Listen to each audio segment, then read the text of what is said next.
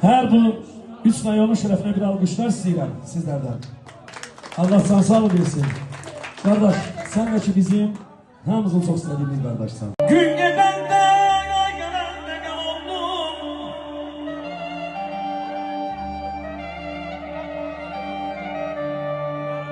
Gün gedende ay gelende oldum. Çıkay gelende sen gülende gül oldum.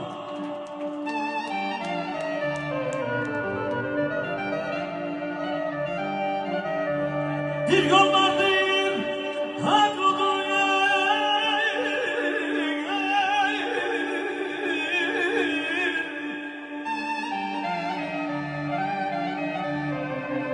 Bir yol vardır, haklıdır.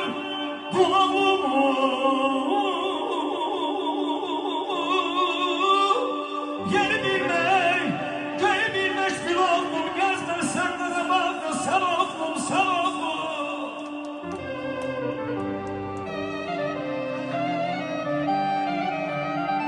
Oğluna müqəddəs bildim atamı.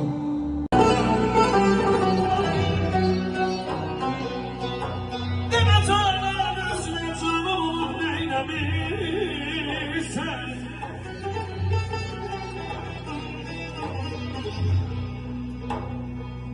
Demək imkanı bulanda ayrı şan səni mən qadilərə o qədər fürsət olub imkan olub neyləmirsən.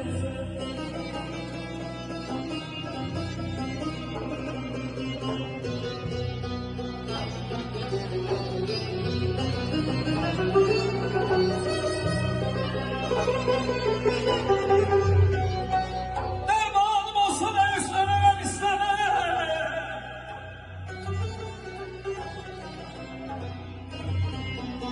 Dermanım olsa da ölemem diye istemem. Sen de her derdime derman olup neylemişsen.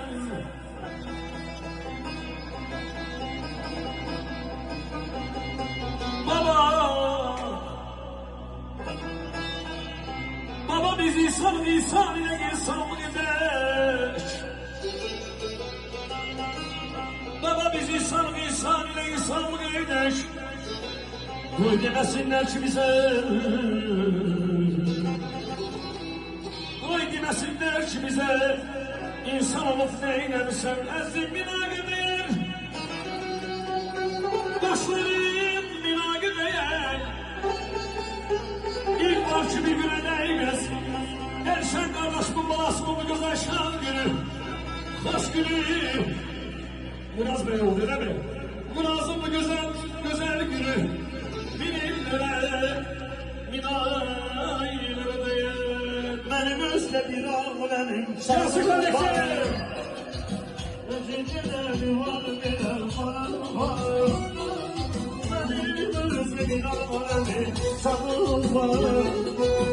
Hayır güzel var birer var. Kara gözler.